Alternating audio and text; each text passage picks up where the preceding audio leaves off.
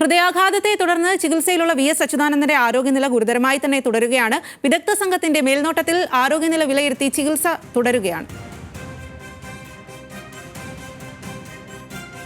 കൂടുതൽ വിവരങ്ങളുമായി അർജുൻ രാജാണ് ചേരുന്നത്. അർജുൻ, കഴിഞ്ഞ തിങ്കളാഴ്ചയാണ് മുൻ മുഖ്യമന്ത്രി വി.എസ്. അച്യുതാനന്ദനെ ആശുപത്രിയിൽ പ്രവേശിപ്പിക്കുന്നത്. അന്ന് മുതൽ അദ്ദേഹത്തിന്റെ ആരോഗ്യനില ഗുരുതരമായി തന്നെ തുടരുകയാണ്. ഏറ്റവും പുതിയതായി ആശുപത്രിയിൽ നിന്നും ലഭിക്കുന്ന വിവരങ്ങൾ എന്തെല്ലാമാണ്?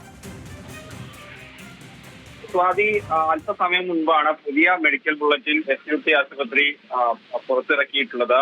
ഏതെങ്കിലും തരത്തിൽ ആശ്വസിക്കാവുന്ന തരത്തിലേക്ക് വി.എസിന്റെ ആരോഗ്യസ്ഥിതി മാറിയിട്ടില്ല എന്നുള്ളതാണ് ഈ വാർത്താക്കുറിപ്പിൽ പറയുന്നത്. ആരോഗ്യസ്ഥിതി ഗുരുതരമായി തന്നെ തുടരുകയാണ്, മാറ്റമില്ല. നിലവിലെ അവസ്ഥയിൽ നിന്ന് ഏതെങ്കിലും തരത്തിലൊരു പുരോഗതി നിലവിൽ ഉണ്ടായിട്ടില്ല വി.എസിനെന്നാണ് ആശുപത്രി വ്യക്തമാക്കുന്നത്. വിദഗ്ധ സംഘത്തിന്റെ മേൽനോട്ടത്തിൽ ആരോഗ്യനില വിലയിരുത്തിക്കൊണ്ടുള്ള ചികിത്സ ഇപ്പോഴും തുടരുകയാണ്. വൃക്കകളുടെ പ്രവർത്തനമൊക്കെ യന്ത്രങ്ങളുടെ സഹായത്തോടെ, മെഡിക്കൽ ഉപകരണങ്ങളുടെ സഹായത്തോടെയാണ്.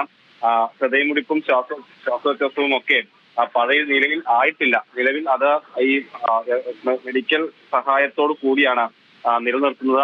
ഈ കഴിഞ്ഞ ദിവസങ്ങളിൽ ചെറിയൊരു പുരോഗതി ഉണ്ടെന്ന് ആശുപത്രിയും വി.എസിന്റെ മകനും വ്യക്തമാക്കിയിരുന്നു. പക്ഷേ ആ നിലയിൽ നിന്ന് ഏതെങ്കിലും തരത്തിലേക്ക് ഒരു പുരോഗതി നിലവിൽ ഉണ്ടായിട്ടില്ല എന്നാണ് ആശുപത്രി അധികൃതർ പറയുന്നത്. വലിയ എല്ലാ സംവിധാനത്തോടും കൂടിയുള്ള ചികിത്സ അദ്ദേഹത്തിന് ഉറപ്പാക്കിയിട്ടുണ്ട്. വിവിധ തലത്തിലുള്ള വിദഗ്ധ സംഘമാണ് അദ്ദേഹത്തിന് ചികിത്സ ഉറപ്പാക്കിയിട്ടുള്ളത്. പുരോഗതിയായി എന്ന് പറയാവുന്ന തരത്തിലേക്ക് മാറിയിട്ടില്ലെന്നാണ് ഇപ്പോഴത്തെ മെഡിക്കൽ ബുള്ളറ്റിൻ കൂടി പറയുന്നത്. ശരി, മുൻ മുഖ്യമന്ത്രി വി.എസ്. അച്യുതാനന്ദന്റെ ആരോഗ്യനിലയിൽ മാറ്റമില്ലാതെ തന്നെ തുടരുന്നു എന്നുള്ളതാണ് വിദഗ്ധ സംഘത്തിന്റെ മേൽനോട്ടത്തിൽ അദ്ദേഹം ഇപ്പോഴും ചികിത്സയിൽ തുടരുകയാണ്. ആ വിവരങ്ങളാണ് അർജുൻ രാജ് നൽകിയത്.